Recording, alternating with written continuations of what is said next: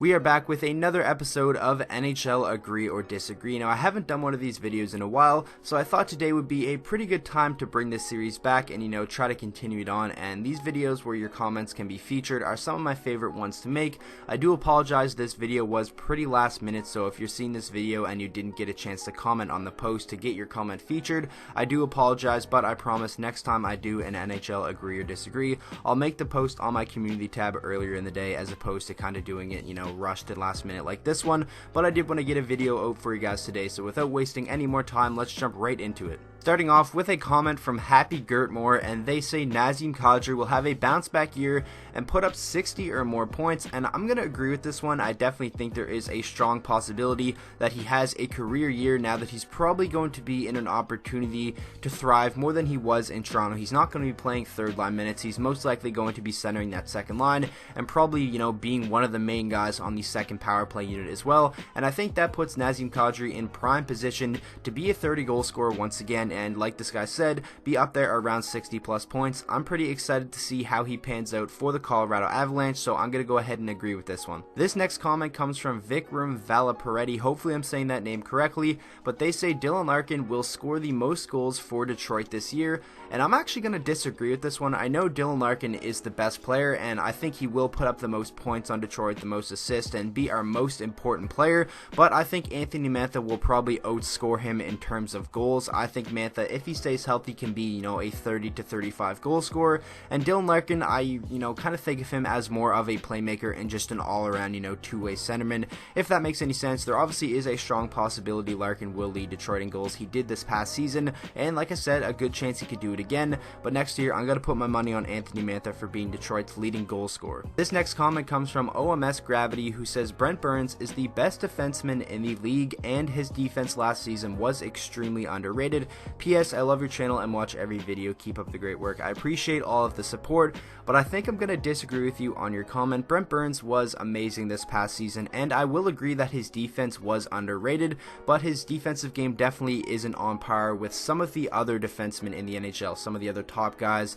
like Victor Hedman, Mark Giordano, and just players like that. So for that reason, I don't think Brent Burns is the best overall, all-around defenseman in the league. You definitely could make a very strong argument that he is the best offensive defenseman in the league. I mean, he just put up over a point per game, and for a defenseman, that is very, very difficult to do. So I guess you could say this, and you definitely could have a strong argument that he is the best defender in the league, but in my opinion, I'm going to disagree with this one. This next comment comes from Tal Kooner. Hopefully I'm saying that correctly, and they say the Canucks will finish first in the Pacific Division.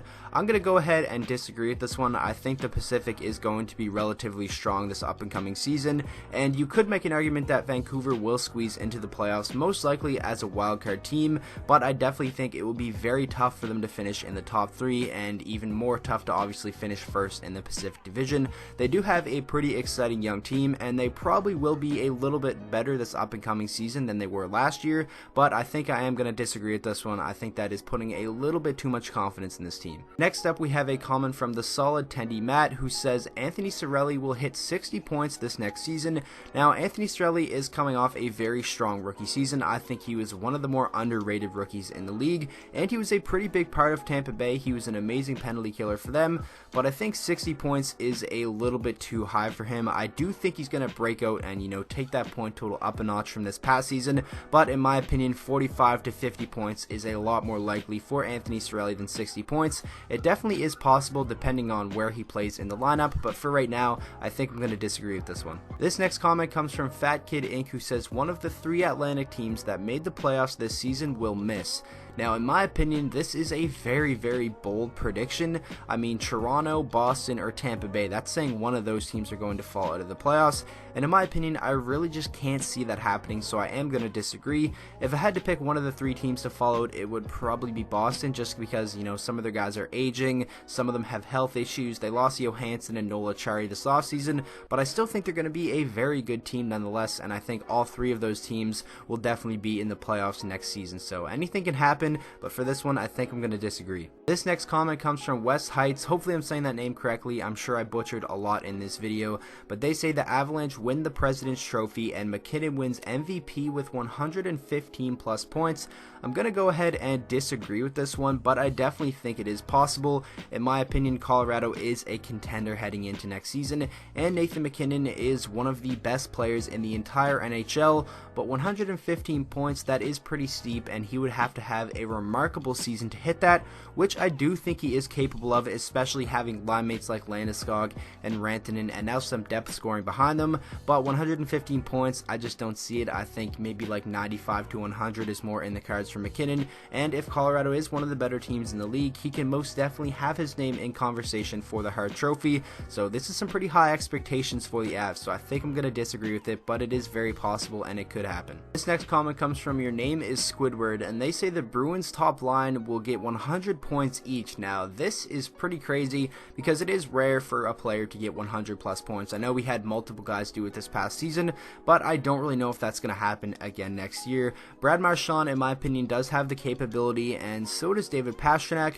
but I feel like Bergeron is more focused on just his complete two-way game than just putting up numbers. But if that line does stay healthy and they do stay together for the full season, this is definitely a possibility. I mean, when healthy, they are one of, if not the best lines in the entire NHL, so I think I'm going to disagree with this one just because it would be super rare for three line mates to get 100 plus points, but there definitely is a possibility because that line is just that good. The next comment comes from That's Awesome, and they say the Florida Panthers will have two 100 plus point forwards this season.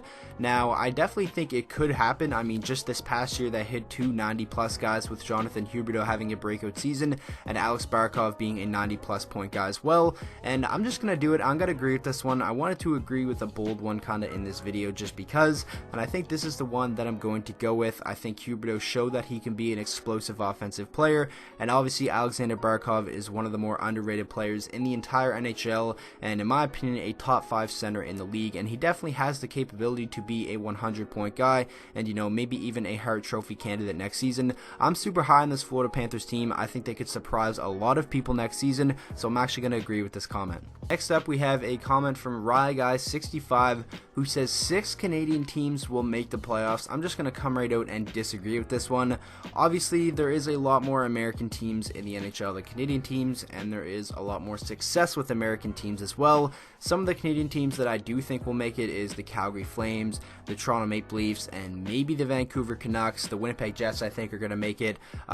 Edmonton, you know, I don't really know about them. Ottawa I don't think is going to make it. Montreal definitely has the potential to, but in my opinion there's only like 3 or 4 locks, and in my opinion that would be Toronto, Calgary, Winnipeg, and then Montreal. I wouldn't even really consider them a lock, so it definitely would be tough for 6 Canadian teams to make it, so that's why I'm going to go ahead and disagree with this one. Our next comment comes from Birdy16 who says the Canucks make the playoffs and Pettersson finishes with 90 plus points.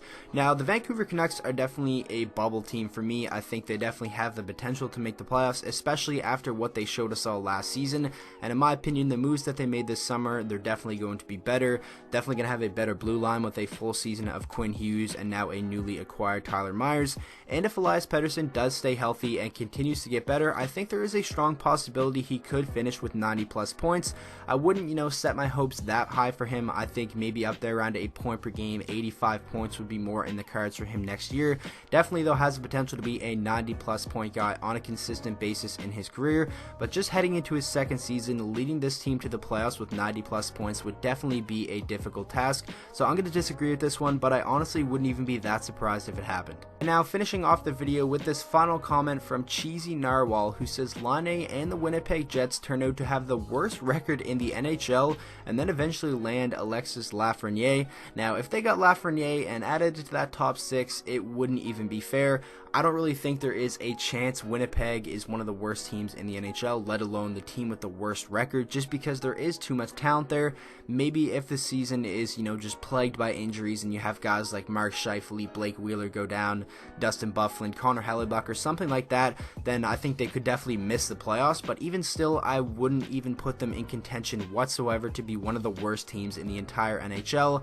I know they probably did get a little bit worse over the offseason and definitely lost a lot of depth, but if you get a bounce back season from Laine and especially a bounce back season from Connor Hellebuyck, they in my opinion could just go right back to being one of the best teams in the entire NHL. So that is going to wrap up today's video. I really hope you guys did enjoy, and like I say at the end of all these, don't be upset if your comment wasn't featured. Again, this one was kind of last minute, and I'm definitely not going to do this again, and for the next one I'll definitely leave it up for a couple hours at least and give you all a chance to get your comments featured. And also, I kind of struggled with video ideas over the past couple of days, so if you guys have any suggestions of anything you want to see whatsoever, make sure to let me know down in the comment section below. And with all that being said, I hope you guys all enjoyed today's video. If you did, please make sure to drop a like on it and subscribe to the channel for daily NHL content, and I will see you guys all in the next video.